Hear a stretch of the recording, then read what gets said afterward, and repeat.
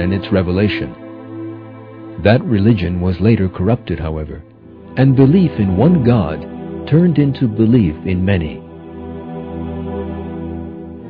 We know that from time to time messengers were sent to warn people of the oneness of God and to serve Him.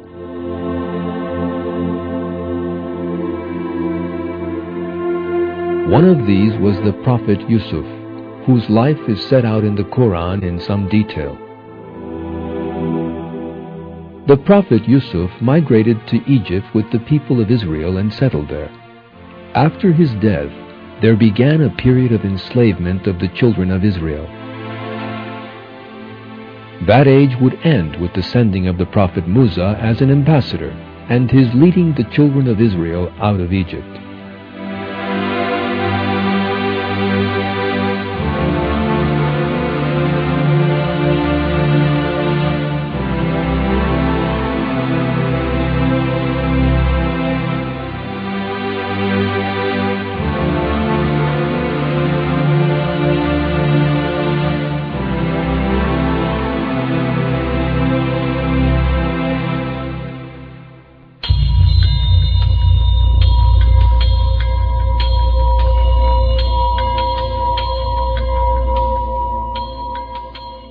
The pharaohs of Egypt were cruel, oppressive, warlike, and ruthless.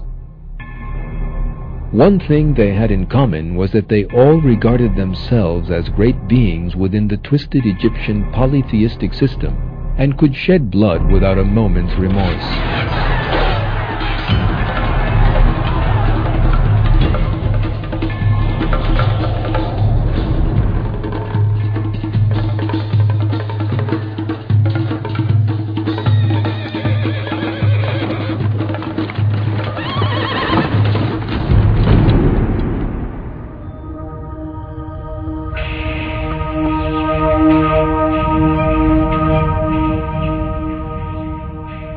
However, one pharaoh in Egyptian history was different to the others.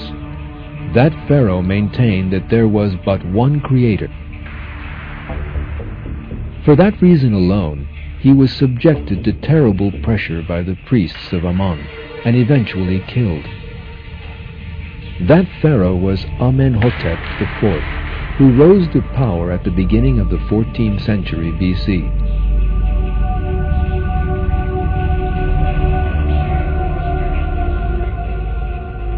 When Amenhotep assumed the throne in 1375 BC, he encountered a conservatism that had grown over the centuries and was subjected to great strife. The reason for that pressure was that he changed the polytheistic Egyptian religion, instilling a belief in one God in its place, and embarked on wide-ranging changes in all areas. However, the leaders in the capital, Thebes, fought Amenhotep. Those who supported him left the city and migrated to another region. Here, Amenhotep changed his name to Akhenaton, which meant the servant of Aton. Aton, according to Amenhotep, was the creator of the heavens and the earth, which indicates that he believed in God alone. Other cruel pharaohs ascended the throne after Amenhotep. They set about spreading their traditional polytheistic religion once again, and did all in their power to return to the past. A century or so later, Ramses II came to the throne, who would enjoy the longest reign in the history of Egypt.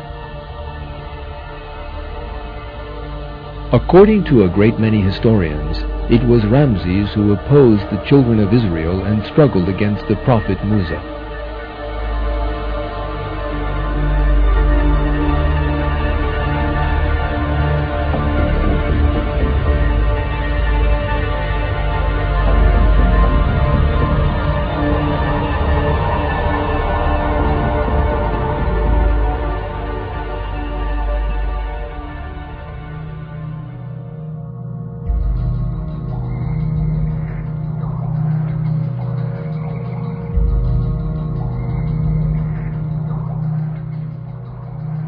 The ancient Egyptians refused to give up their pagan beliefs because of their blind fanaticism.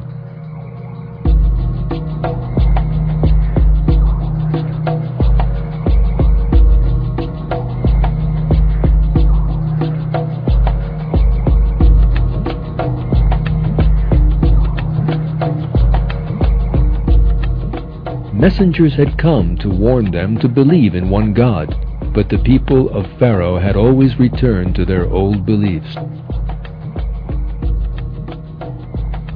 Eventually, God sent the prophet Musa as his messenger at a time when the children of Israel had been enslaved.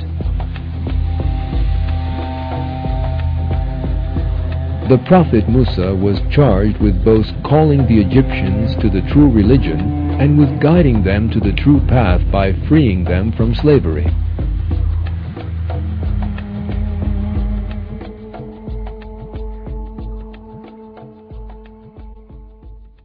We recite to you with truth some news of Musa and Pharaoh for people who believe. Pharaoh exalted himself arrogantly in the land and divided its people into camps, oppressing one group of them by slaughtering their sons and letting their women live. He was one of the corruptors.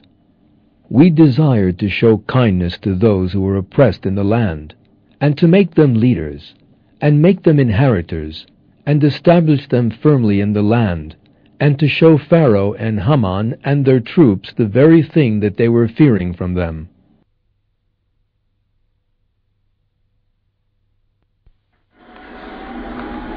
In obedience to God's commandment, the prophet Musa and his brother Harun went to Pharaoh and told him of God's commands. What they wanted was for Pharaoh to cease oppressing the children of Israel and set them free.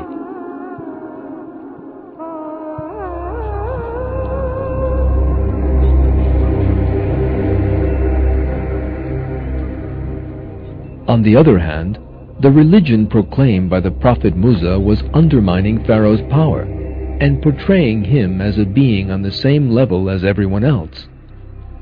Furthermore, if he freed the children of Israel, he would lose some important manpower.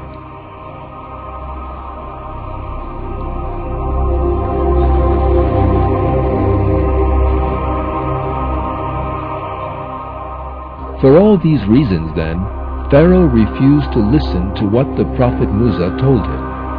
He accused the prophet and his brother Harun of trying to disturb the established order and portrayed them as criminals.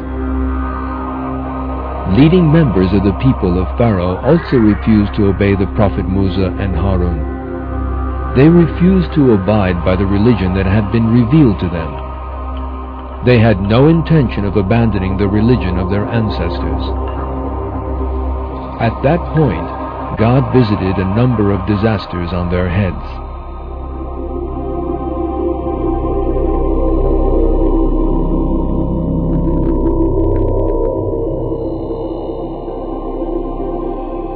Pharaoh and those close to him were so fanatically devoted to their polytheistic system and pagan beliefs, in other words, the religion of their ancestors, that they were totally unwilling to give it up. Not even the miracles performed by the prophet Musa could turn them from their superstitions. They openly stated the fact. According to Surah 7, verse 132, they said, "No matter what kind of sign you bring us to bewitch us, we will not believe in you." In the face of that obstinacy, God visited a number of disasters on them so they could have a taste of suffering while still in this world. The first of these was drought and scarcity of crops.